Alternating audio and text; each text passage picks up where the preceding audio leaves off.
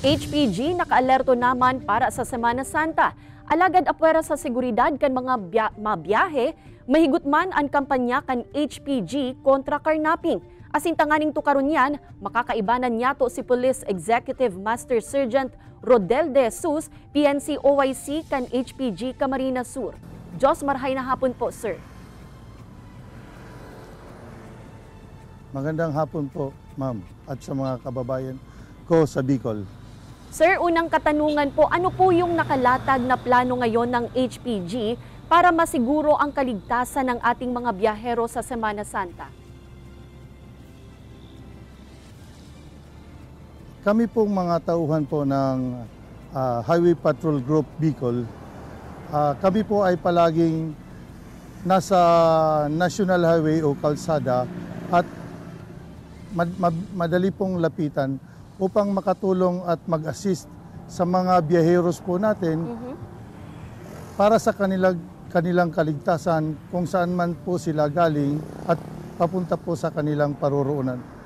Opo, maliban po sa kaligtasan ng ating mga motorista, isa rin po sa tinututukan ngayon ng HPG ang anti-carnapping scheme. Bakit po natin ito tinututukan? Talamak po ba ang carnapping ngayon sa probinsya? Itong anti-carnapping scheme, ito po ay bagong modus operandi po ng anti-carnapping dito po sa atin sa buong Pilipinas po. Hindi lang po sa Camarines Sur. Pero po dito po sa Camarines Sur ay hindi pa naman po ito talamak.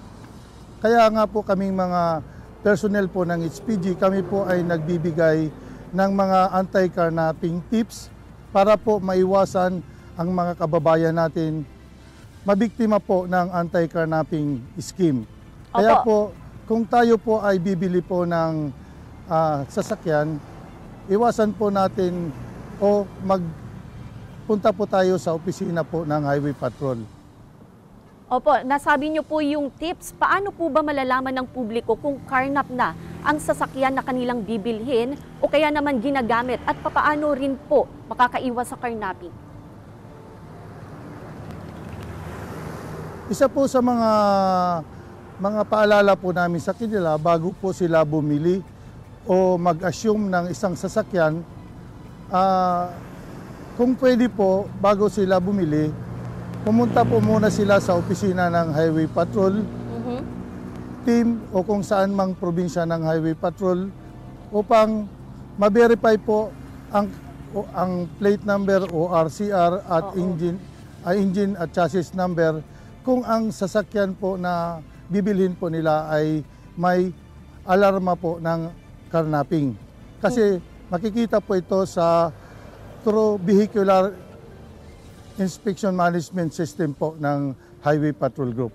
Opo, huling katanungan, sir, ano po ang kaparusahan sa mga mapapatunayang sangkot sa carnapping at may pananagutan din po ba yung bumili ng nakaw na sasakyan? Meron po tayong Republic Act 10883, New Anti-Carnapping Law of the Philippines. Ang mapatunayan po na ng carnapping, siya po ay makukulong ng 20 years and 1 day up to 30 years. At ang mga nakabili naman po ng mga karnap na sasakyan sa Presidential Decree 1612, siya po ay kakasuhan ng anti-fencing at siya po ay makukulong ng 6 years, 1 day, up to 12 years. Alright, Jos Mabalos po, Police Executive Master Sergeant Rodel De Jesus, kan HPG Camarines Sur.